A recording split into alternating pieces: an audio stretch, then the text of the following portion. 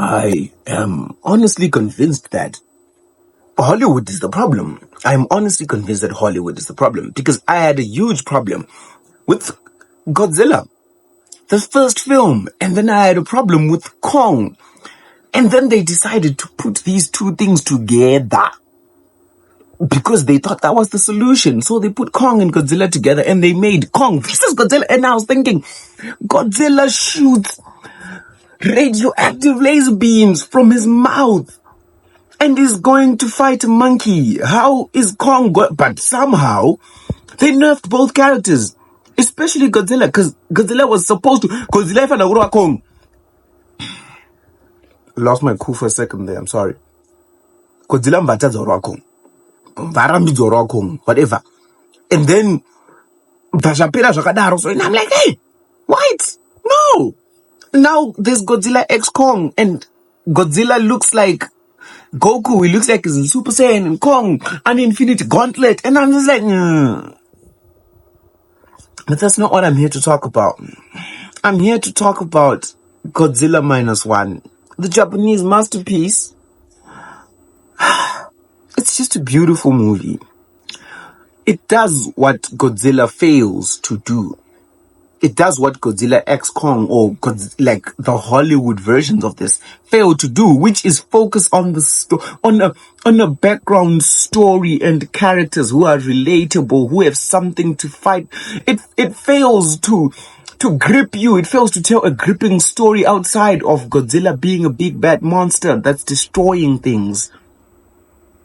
It's so big budget that it's hinged on its enjoyability. Its selling point is so hinged on Godzilla being this big bad monster with a high octane action sequence where they're fighting him and they're blowing him up, and he's shooting his laser beam thing and all of that, and they're so focused on pushing that because it's big budget. They have the money, they can edit it, they can make it look beautiful. They forget we want a certain relatable element to this film, because trust me, I'm not going to relate to people whose houses and homes and lives are upended by a big lizard, because it's not realistic. So what the Japanese one does, the plot, what the Japanese one does, it plops us into this life of a man who's a kamikaze pilot. Those who don't know what kamikaze pilots are, these are suicide pilots. They fly into enemy territory and they crash their planes in enemy territory. So the plane explodes and kills a bunch of enemies in enemy territory, like I said. So this man is a failed kamikaze pilot because he absconds from duty. Then he goes, lands his aircraft on Odo Island, and they're like, oh no, but what happened? And they suspect,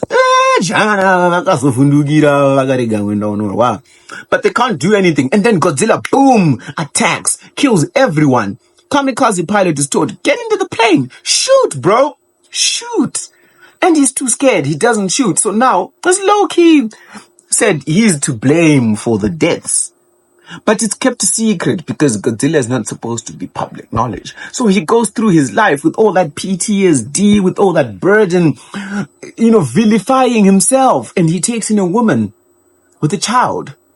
These people are also afflicted by the wars and everything. So he also feels like he's responsible for all the bad stuff that's happened to these people. He feels like he's responsible for the death of the child's parents. He feels like he's responsible for the death of the girl's parents and family. So he's fighting this war within himself to find self-value, to believe in himself, to see that he deserves to live. And he was afraid, and it's okay that he was afraid. Because you want to live. You want to live, damn it! You want to live. So we keep going with the story. And he gets a job as they're in a barge, small boat, and they're detonating mines. And it turns out, at a certain point, their mission is to go and stop Godzilla. So Godzilla is back in man's life, but it's after 8 years. He's grown up. I mean, Godzilla has grown bigger and more dangerous. So now the story follows this young man, or older man, this dude, in his journey to go and somehow redeem himself to himself. He wants to redeem himself by going on one last kamikaze mission and killing Godzilla, the thing that killed everyone, and he feels responsible that he did that. It's such a it's such a touching, riveting story.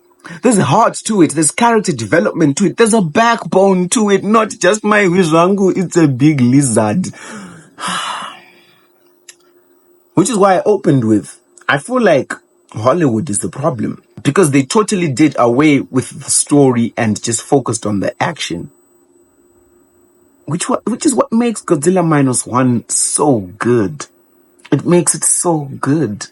Because it grips you, and it's fun, and there's no overly done action sequences. The movie talks about Godzilla, but the movie does not feel like it's jamming Godzilla down your throat. It's just people in a state of desperation where they have something they want to protect and they have something that they want to fight for, and we can all relate to those feelings, and that's what we all want to do, to relate to such visceral things, because in a film that's based on a giant lizard that's going to attack a city, there's very little that you can relate with.